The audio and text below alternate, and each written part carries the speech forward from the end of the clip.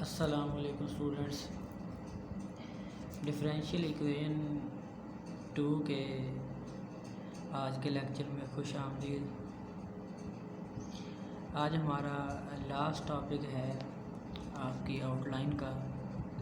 तकरीबन ये मैथमेटिक्स वालों के लिए भी लास्ट ही होगा और जो माइनर वाले हैं, फिज़िक्स वाले, उनके लिए भी तकरीबन ये लास्ट ही होगा। इस लेक्चर में हम देखेंगे कि डिफरेंशियल इक्वेशंस की एप्लीकेशंस क्या हैं हमारे रियल लाइफ में या दूसरी फ़िज़िकल साइंसेस में, इनकी एप्लीकेशंस क्या हैं। इस बात पर तो कोई भी दो राय नहीं है कि डिफरेंशियल इक्वेशन की एप्लीकेशन ना हो। डिफरेंशियल इक्वेशन की एप्लीकेशन बहुत ज़्यादा हैं, ख़ासकर फ़िज़िकल साइंसेस में, जैसे फ़िज़िक्स में है, केमिस्ट्री में है, मैथमेटिक्स में तो है ही, इसी तरह इकोनॉमिक्स में और भी बहुत सारे फील्ड्स में डिफरेंशियल इक्वेशन बहुत ज़्यादा रोल प्ले करती हैं। ये क्वेश्चंस को एफिशिएंटली यानी प्रॉब्लम को बहुत ज़्यादा अच्छे तरीके से और एग्जैक्टली सॉल्व आउट करके दे सकती हैं। अब आपके कोर्स में जो शामिल एक्सरसाइज 10.11 है, ये बुक है मैथमेटिकल मेथड्स की, जो कि SM यूसुफ साहब की तरफ से लिखी गई है। इसका 10th चैप्टर है और लास्ट एक्सरसाइज है 10.11। आज इसके कुछ क्वेश्चंस देखेंगे। मकसद यहाँ पर इन क्वेश्चंस को समझाना और इनका कंसेप्ट देना है। अगर आपको इसके कंसेप्ट की समझ आ गई तो फिर काम आसान होगा। अब करना क्या है इसमें, तो उसके लिए सबसे पहले मैं बता दूं कि आपको पता है कि वर्ड प्रॉब्लम्स के साथ हम क्या करते हैं। सबसे पहले हम उनसे मॉडल बनाते हैं। मॉडल का मतलब ये है कि ये हमारे पास प्रॉब्लम तो मौजूद है, हम इसे इक्वेशंस फॉर्मेट में लिखेंगे। ये बातें आप प्राइमरी सतह से पढ़ते आ रहे हैं कि वर्ड प्रॉब्लम्स को सॉल्व आउट करने के लिए सबसे पहले उन्हें मैथमेटिकल लैंग्वेज में यानी इक्वेशंस के फॉर्म में लिखा जाता है। इसी तरह इन क्वेश्चंस को भी हम फिर पहले इनसे डिफरेंशियल इक्वेशंस बनाएंगे, फिर उन्हें डिफरेंशियल इक्वेशंस 1 वाले मेथड से या डिफरेंशियल इक्वेशन 2 वाले मेथड जो भी सूटेबल होगा वो अप्लाई करके आप सॉल्व आउट कर सकते हैं। फिर सुन लें, सबसे पहले इन वर्ड प्रॉब्लम की हम डिफरेंशियल इक्वेशंस बनाएंगे, फिर उन डिफरेंशियल इक्वेशंस को आप जिस मेथड से चाहें सूटेबल समझें सॉल्व आउट कर सकते हैं, क्योंकि मेथड्स आपको पढ़ाए गए हैं। अब मेरा काम सिर्फ ये है कि मैं आपको इसके मॉडल्स बना कर दे दूँ इन चंद क्वेश्चंस के और इनका कंसेप्ट दे दूँ, ताकि आपको इनके मॉडल्स यानी इनकी इक्वेशंस बनाना आ जाए। अब क्वेश्चन तो बहुत सारे हैं। फॉर एग्ज़ाम्पल एक क्वेश्चन है सिंपल सा, पहले हम सिंपल से उसके बाद फिर टफ की तरफ जाएंगे। एक क्वेश्चन है हमारे पास,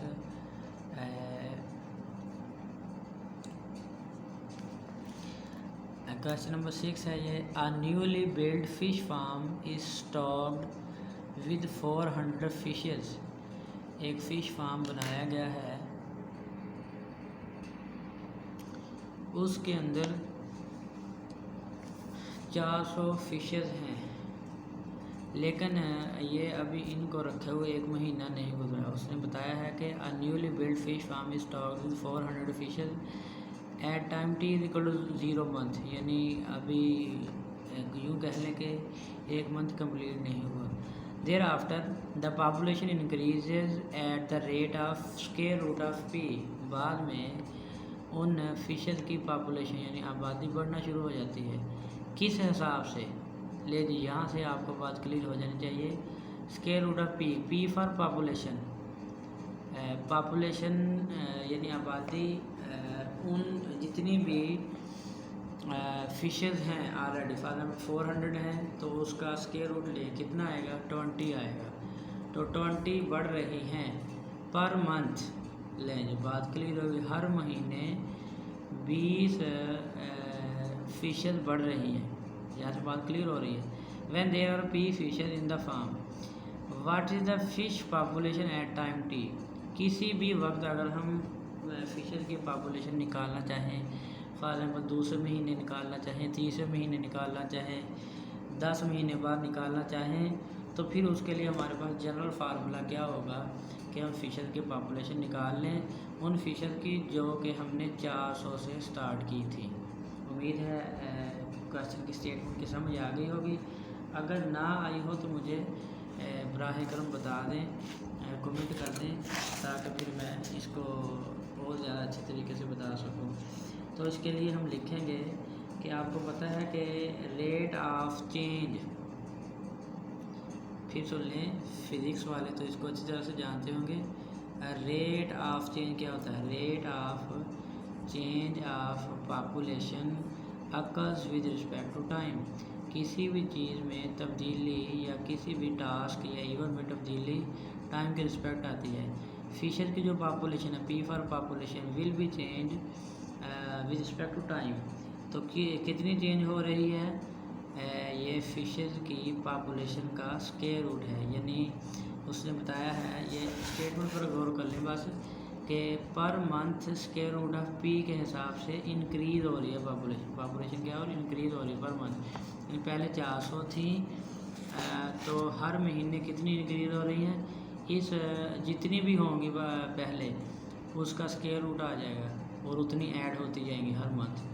तो इससे हमने इजीली हमारे पास ये डिफरेंशियल इक्वेशन बन गई। फिर सुन लें कि रेट ऑफ चेंज, ये जो आपको पता है कि डेरिवेटिव होता है, ये रेट ऑफ चेंज होता है। डेरिवेटिव क्या होता है? Rate of change of dependent variable with respect to an independent variable. Mathematically आपको पता है कि फंक्शन को हम y equal F of X लिखते हैं। एक्स इंडिपेंडेंट वेरिएबल होता है, ये किसी पर डिपेंड नहीं करता, जबकि y डिपेंडेंट वेरिएबल होता है, ये x की वैल्यूज पर डिपेंड करता है। तो यहाँ पर जो पॉपुलेशन है ये डिपेंडेंट वेरिएबल है, किस पर डिपेंड करती है? टाइम पर। टाइम गुजरेगा तो ही पॉपुलेशन बढ़ेगी। सो हमारे पास ये डिफरेंशियल इक्वेशन बनी। अब देख लें, ये फर्स्ट ऑर्डर डिफरेंशियल इक्वेशन है, ये क्वेश्चन नंबर 6 था, उसका मैंने मॉडल बना दिया। अब आप इसे सॉल्व करना चाहें तो सेपरेटिंग वेरिएबल से इजीली सॉल्व कर सकते हैं। ये एक क्वेश्चन तो मैंने बना दिया। अब बुक में एक मौजूद एग्ज़ाम्पल की तरफ बढ़ते हैं। एग्ज़ाम्पल है अ स्टोन वेइंग 8 lbs, यानी ये इसका जो वज़न है, वेइंग यानी वेट है, ये मैस नहीं है, 8 lbs यानी 8 पाउंड है, falls from rest towards the earth, ये ज़मीन की तरफ आ रहा है, यानी यहाँ पर ग्रेविटेशनल एक्सेलरेशन जी क्या होगा? पॉजिटिव होगा। फ्राम अ ग्रेट हाइट, बहुत ज़्यादा हाइट से 8 पाउंड का एक वज़न ज़मीन की तरफ आ रहा है। As it falls it is acted upon by air resistance, इस पर एयर रेजिस्टेंस लग रही है। That is numerically half of V, जिस वेलोसिटी से वो नीचे आ रहा है उससे आधी वेलोसिटी एयर रेजिस्टेंस की उस पर एक्ट कर रही है। आपको पता है कि ये जो रेजिस्टेंस यानी फ्रिक्शन होती है, ये नॉर्मल फोर्स होती है। अगर वो स्टोन जिसका वेट 8 lbs है, ये नीचे आ रहा है, तो इसका इस स्टोन का जो एक्सेलरेशन है वो पॉजिटिव है, लेकिन एयर रेजिस्टेंस यानी एयर फ्रिक्शन ये हमेशा रिएक्शनल फोर्स यानी नॉर्मल फोर्स होती है, और ये क्या है? डेफिनेटली अपवर्ड होगी, यानी डायरेक्शन इसकी अपोजिट होगी। और उसने बताया भी है कि ये कितनी अप्लाई हो रही है, जितनी भी उसकी स्पीड से वो स्टोन नीचे आ रहा है उसकी हाफ स्पीड एयर रेजिस्टेंस की है। यहाँ पर भी उसने बता दिया कि वी द वेलोसिटी का यूनिट इसने बताया हुआ है यहाँ पर फीट पर सेकंड।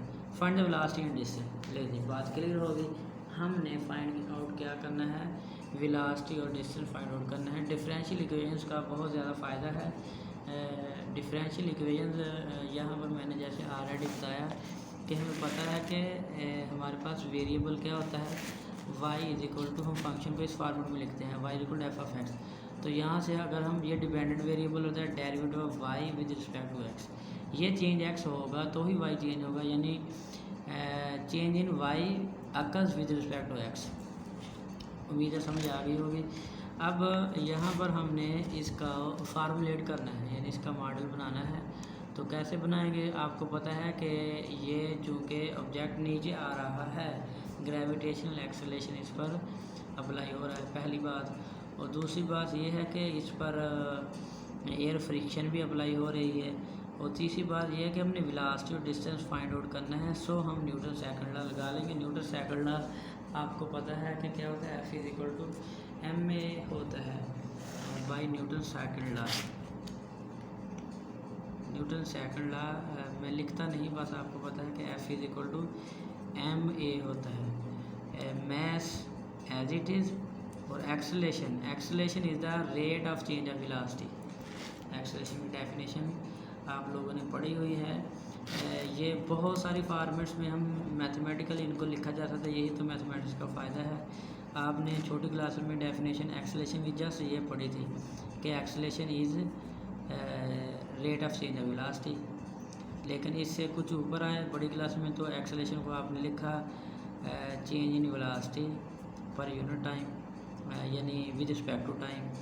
फिर इससे ऊपर आए अब यानी डिफरेंशियल इक्वेशन जब आपने पढ़ने शुरू की तो फिर आपने कहा कि एक्सेलरेशन क्या होता है, rate of change of velocity per unit time. Velocity change होगी टाइम के रिस्पेक्ट तो एक्सेलरेशन प्रोड्यूस होता है, which is equal to force. अब फोर्स यहाँ पर कितनी है, 2 है। गौर करें, क्वेश्चन में मैंने बताया कि फोर्सेस 2 हैं। एक स्टोन नीचे आ रहा है यानी उस पर ग्रेविटी अप्लाई हो रही है, और दूसरा उसी स्टोन पर एयर फ्रिक्शन भी अप्लाई हो रही है, जो कि डेफिनेटली नॉर्मल फोर्स यानी अपवर्ड रिएक्शनल फोर्स होती है। तो यहाँ पर इसका मतलब फोर्सेस 2 हैं। फोर्सेस कितनी हैं, फोर्सेस हमारे पास 2 हैं, F1 + F2 कह लें। अब मैस कितना है, मैस उसने बताया कि हमारे पास पाउंड्स में हाफ रह जाता है, यानी यहाँ पर पहले 8 था तो अब कितना रह गया जी हमारे पास 1/4, यहाँ पर 1/4 dV/dt is equal to first force 1। Force आपको पता है वेट एक फोर्स ही होती है, वेट की डेफिनेशन आपने पढ़ी हुई है। Weight is the force by which earth attracts any body towards the centre. So हमारे पास यहाँ 8 lbs वेट है, तो वेट फोर्स ही होती है। पहली फोर्स 8 हो गई, प्लस दूसरी फोर्स हमारे पास चूँकि फ्रिक्शनल फोर्स है ये नेगेटिव में होगी, क्योंकि हमारे पास फ्रिक्शनल फोर्स रिएक्शनल फोर्स होती है नेगेटिव। और उसने बता दिया था कि ये कितनी है, हाफ ऑफ v, यानी जिस वेलोसिटी से वो स्टोन नीचे आ रहा है उसका हाफ है, ले लें। अब आप इसे सॉल्व कर लें, ये dV/dt क्या बनेगा, इसे 4 डिवाइडेड हो जाएगा, मल्टीप्लाई होगा 32 माइनस ये 4 से मल्टीप्लाई होगा 2 रह जाएगा v। अब इसे आप सॉल्व कर सकते हैं सेपरेटिंग वेरिएबल से। ये लीनियर इक्वेशन है और फर्स्ट ऑर्डर है, इसे सेपरेशन ऑफ वेरिएबल से सॉल्व किया जा सकता है। उम्मीद है समझ आ गई होगी। अब एक और इम्पोर्टेंट और इंटरेस्टिंग एग्ज़ाम्पल है डिफरेंशियल इक्वेशन से रिलेटेड ही।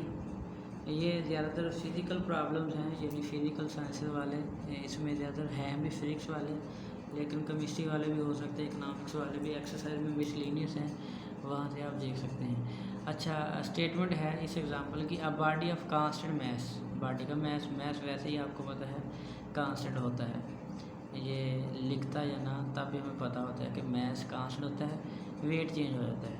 बहरहाल a body of constant mass is projected towards from the, फिर पढ़ें, a body of constant mass is projected upward from the earth surface with an initial velocity v0। एक body है जिसका mess कोई है, mess constant ही होता है, उसको ज़मीन पर से प्रोजेक्ट किया गया है कहाँ पर, अपवर्ड यानी ऊपर की तरफ, किस वेलोसिटी से, इनिशियल वेलोसिटी है v0। दोबारा गौर से सुने, एक बॉडी है जिसका मैस कोई है, कांस्टेंट होगा डेफिनेटली, तो उसको प्रोजेक्ट किया गया है ज़मीन से ऊपर की तरफ, अपवर्ड उसने लिखा है, ये देखें किस वेलोसिटी से उसको प्रोजेक्ट किया यानी फेंका है, v0 से। आगे वो कहता है assuming there is no air resistance, यहाँ पर एयर फ्रिक्शन हमने नेगलेक्ट कर दी है, but taking into consideration the variation of earth gravitational field with altitude. Air friction को तो नेगलेक्ट कर दिया है, लेकिन ग्रेविटेशनल फील्ड या जिसे हम ग्रेविटेशनल इफेक्ट बोलते हैं जी, उसको नज़रअंदाज नहीं किया जा सकता ग्रेविटी को, क्योंकि वो एल्टीट्यूड के साथ यानी बुलंदी के साथ आपको पता है जी की वैल्यू या ग्रेविटी की वैल्यू कम होती है। जैसे जैसे हम ऊपर जाते हैं तो gravitational force, the force of gravity decrease. बहरहाल इससे तो इनकार नहीं किया जाता। Find the smallest initial velocity for which the body will not return to earth. बहुत अहम बात कही उसने कि जिस वेलोसिटी से हमने उस बॉडी को, उस ऑब्जेक्ट को ज़मीन पर से ऊपर की तरफ फेंका था, कहता है कि वो स्मॉलेस्ट इनिशियल कितनी वेलोसिटी होगी कि वो ऑब्जेक्ट दोबारा ज़मीन पर वापस ना आए। फिर सुन ले, एक बॉडी है, उसका मैस कोई है, मैस कांस्टेंट ही होता है, उसको ज़मीन पर से ऊपर की तरफ फेंकना है, कम अज़ कम यानी एटलीस्ट वो वेलोसिटी कितनी होगी कि जिससे हम फेंके ऊपर की तरफ उस ऑब्जेक्ट को तो वो नीचे की तरफ ना आए।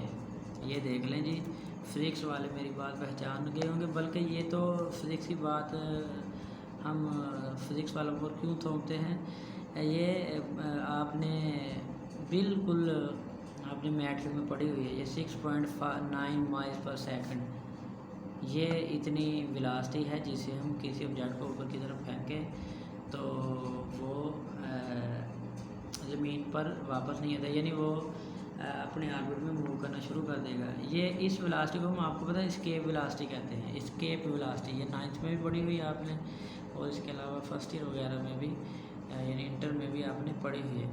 अब इसके लिए ये तो आपको पता चल गया, स्टेटमेंट भी उम्मीद है समझ आ गई होगी। अब इसके लिए हमने डिफरेंशियल इक्वेशन कैसे बनानी है, हमारा मकसद तो ये तो नहीं है कि हमें स्टेटमेंट समझ आ गई और हमने डायरेक्ट लिख दिया कि इसके वेलोसिटी इतनी होगी। हमने सॉल्व करना है इसे डिफरेंशियल इक्वेशन के माध्यम से। तो हम इस पर आपको पता है कि अगर किसी ऑब्जेक्ट को ज़मीन पर से ऊपर की तरफ फेंकना हो उस वेलोसिटी के साथ कि वो वापस ज़मीन पर ना आए बल्कि रोटेट या रिवॉल्व करना शुरू कर दे, तो यहाँ पर जो न्यूटन्स लॉ ऑफ ग्रेविटेशन है इसे चलिए मैं रिपीट कर देता हूँ कि न्यूटन लॉ ऑफ ग्रेविटेशन हमने पढ़ा था कि दो ऑब्जेक्ट्स एक दूसरे पर फोर्स लगाते हैं अट्रैक्शन की, खा वो हमें महसूस हो या ना हो, वो फोर्स क्या होती है, उन दोनों मासेस के प्रोडक्ट के डायरेक्टिव प्रोपोर्शन होती है, जबकि उन मासेस के दरमियान जो उनके सेंटर के दरमियान डिस्टेंस है उसके स्केयर के इन्वर्सली प्रोपोर्शन होती है। बहरहाल ये तो बात ज़िम्नन मैंने बता दी, चूँकि क्वेश्चन में इसकी तरफ इशारा है कि अल्टीट्यूड के साथ ग्रेविटेशनल फोर्स कम हो रही है। सो हम क्या करेंगे, हमें पता है कि ग्रेविटेशनल फोर्स जो कि एल्टीट्यूड के साथ कम होती है उसका फार्मूला आपने 9th में और फर्स्ट ईयर में पढ़ा था। मैं वो फार्मूला लिखता हूँ, मैं चूँकि हिंट दे रहा हूँ क्वेश्चन को ताकि आपको क्वेश्चन समझना आसान हो। आपने पढ़ा था कि the value of g at a height h is sorry ये आप एट हाइट एच पे ना लिखें, वैसे सिंपल लिख लें, the value of g at the place यानी एट अर्थ, बिल्कुल ज़मीन पर जी की वैल्यू आप किस फार्मूले लगाई थी, capital G M mass of earth over r square, ये आपने फार्मूला पढ़ा हुआ है। लेकिन ये था, ये देखें, ये ऑब्जेक्ट जब यहाँ पर ज़मीन के ऊपर पड़ा हो, ये कोई ऑब्जेक्ट है जिसका मैस एम है, ये ज़मीन के बिल्कुल ऊपर पड़ा हो, लेकिन अगर ये ज़मीन से यहाँ इतना ऊपर आ जाए तो ये तो रेडियस है, ये कितना हुआ कुछ हाइट ऊपर होगी। तो हमने ज़मीन से कुछ ऊपर हाइट पर अगर जी की वैल्यू फाइंड आउट करनी होगी तो हमें पता है डेफिनेटली कम होगी, लेकिन मैथमेटिकली उसे कैसे निकालेंगे, उसे लिखेंगे जी एम ई या इसे आप लिख लें, इसे कहते हैं g h is equal to small g r square over r plus h, यानी ये जो रेडियस है ये इंक्रीज होगा। अब टोटल हाइट इतनी होगी, यानी टोटल रेडियस इतना होगा, उसका आर्बिट इतना बन गया, आर प्लस एच का स्केयर। ये बात आपने पढ़ी हुई है। अच्छा, अब यहाँ से ये देख लें अपने क्वेश्चन में भी यही बात उसने लिखी है। यहाँ पर हमने अगर इसका उस सब्जेक्ट का वेट फाइंड आउट करना हो, क्या फाइंड आउट करना हो, वेट, तो इसको दोनों तरफ क्या करेंगे, m से मल्टीप्लाई करेंगे अगर वेट फाइंड आउट करना हो। फॉर वेट मैं यहाँ लिख दी फॉर w, इसे भी m से मल्टीप्लाई कर दिए, इधर भी m g r square over r plus h square. तो ये फार्मूला हमारे पास बन गया, ये वेट आ गया। किसी भी हाइट पर वेट डेफिनेटली चेंज होता है पॉइंट टू पॉइंट, तो ये m g r square over r plus h square, यही आपकी बुक में उसने बताया हुआ है। मैंने ये बात इसलिए बता दी कि ताकि आपको कन्फ्यूजन ना हो कि ये है दरअसल क्या है। ये देखें जी, हमारे इस फार्मूले को भी देखें जो हमने ड्राइव किया, w equal m g r square over r plus h square, और इस फार्मूले को भी देखें, w एक्स यानी weight is equal m g r square और आर प्लस एक्स का स्केयर। अब चूँकि हमने स्टेटमेंट में बात की थी कि इसे दरअसल इसमें हमने फाइंड आउट करना है कि find the smallest initial velocity, हमने वो वेलोसिटी फाइंड आउट करनी है जिससे इसको ऊपर की तरफ फेंका जा सके।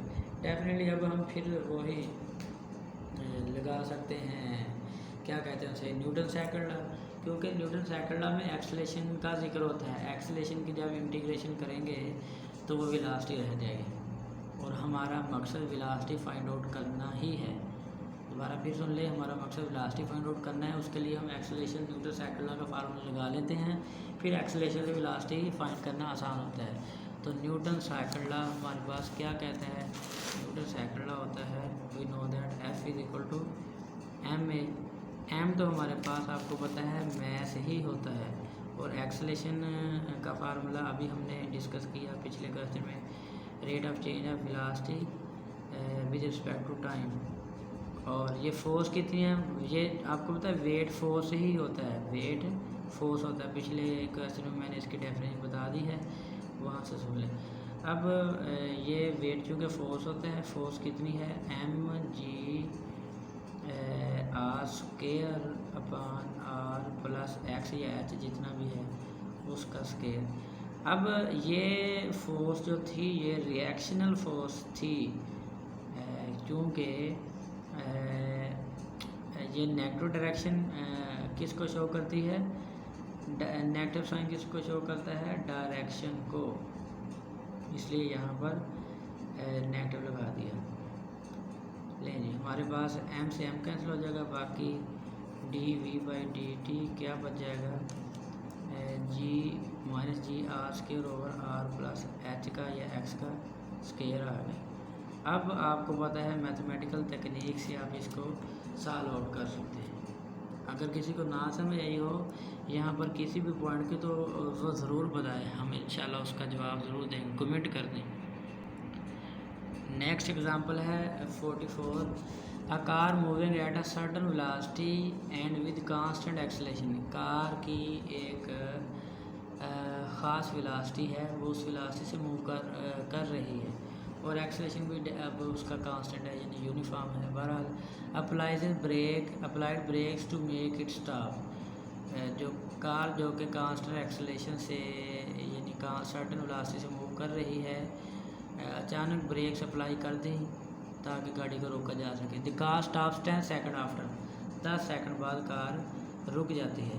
द कार ब्रेक अप्लाई करने के 10 सेकंड बाद, उसने लिखा है the car stops 10 second after the brakes are applied and travel 300 metre during this time. 10 second बाद कार ने रुक जाना है, लेकिन 10 सेकंड में रुकते रुकते वो फिर भी 300 मीटर का फासला कवर कर देती है। यहाँ पर बात बहुत इंटरेस्टिंग है, एक कार जो कि मूव कर रही है पहले कांस्टेंट एक्सेलरेशन कांस्टेंट वेलोसिटी या सर्टेन वेलोसिटी से, फिर जब ब्रेक्स अप्लाई की जाती हैं तो वो 10 सेकंड तक ब्रेक्स अप्लाई होने में वक्त लग जाता है, यानी उसे रुकने में 10 सेकंड का वक्त लग जाता है।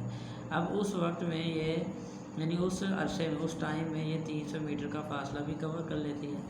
वो कहता है कि find the law of motion of the car during this 10 second interval. Find the law of motion. ये इसके लिए आपने इक्वेशन बनानी है कि किस इक्वेशन के अकॉर्डिंग ये इसने ट्रैवल किया है। ये जनरल फार्मूला बनाना है। Also find the distance cover, distance भी फाइंड आउट करना है, स्पीड भी फाइंड आउट करनी है, एक्सेलेरेशन भी फाइंड आउट करना है। कब? Of the car at the moment the brakes are applied. उस वक्त के लिए हमने डिस्टेंस फाइंड आउट करना है जब ब्रेक्स अप्लाई की गई हैं। उस वक्त के लिए हमने स्पीड अप्लाई करनी है जब स्पीड फाइंड आउट करनी है जब ब्रेक्स अप्लाई की गई हैं। और उसी वक्त के लिए हमने एक्सेलेरेशन फाइंड आउट करना है जब ब्रेक्स अप्लाई की गई हैं। तो पढ़ लें, बिल्कुल आसान सी बात है। जब डिस्टेंस ज़ीरो है तो इसका मतलब टाइम भी ज़ीरो है। आपको पता है कि टाइम, ये तब्दीली जिसे हम चेंज कहते हैं, ये वक्त के साथ ही आती है। टाइम चेंज होगा तो डिस्टेंस चेंज होगा। अब कार इनिशियली एट रेस्ट है, कार जो है कि इनिशियली रेस्ट है, लेकिन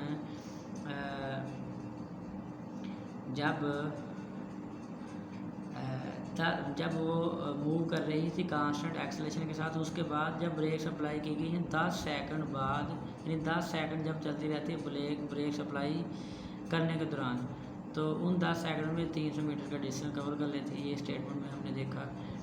तो फिर करना क्या है, जब वेलोसिटी, इसका मतलब ये है कि 10 सेकंड बाद वेलोसिटी उसकी कार की ज़ीरो है, डिस्टेंस इतना कवर कर लिया, वेलोसिटी ज़ीरो हो गई। अब आपको पता है कि हमने चूँकि एक्सेलेरेशन वगैरह फाइंड आउट करना है, तो एक्सेलेरेशन फाइंड आउट करने का फार्मूला क्या होता है? Rate of change of velocity with respect to time is acceleration. लेकिन एक्सेलेरेशन क्या है? ये कांस्टेंट है, ये ऊपर बताया हुआ है। सो ये इक्वेशन एक बन गई। कौन सी इक्वेशन? सेपरेबल। v को एक साइड पे कर लें, t को एक साइड पे, तो इस तरह कर लिया। ये मैं यहाँ पर समझा देता हूँ।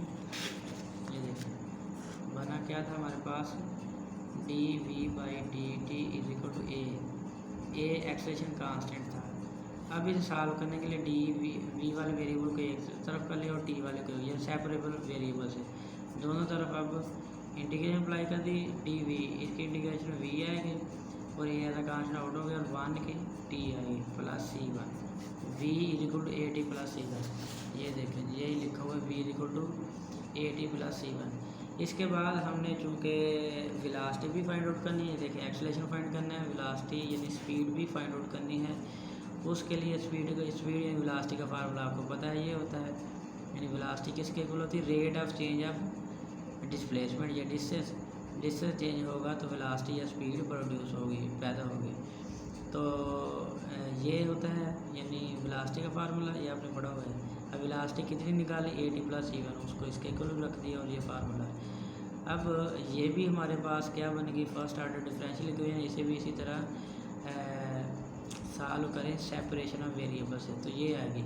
अब आप इसे सॉल्व कर सकते हैं आगे, क्योंकि आपको पता चल गया है कि ये डिफरेंशियल इक्वेशन बन गई। एक बार आपको पता चल जाए कि मॉडल क्या बनता है, यानी इक्वेशन क्या बनती है, फिर उसे डिफरेंशियल इक्वेशन की जो तकनीक आपने पढ़ी हुई हैं, माशाल्लाह से आपने हज़ारों तकनीक्स पढ़ी हुई हैं डिफरेंशियल इक्वेशन को के कोर्स 1 में, और इसी तरह डिफरेंशियल इक्वेशन के कोर्स 2 में भी बहुत सारी तकनीक्स पढ़ी हैं।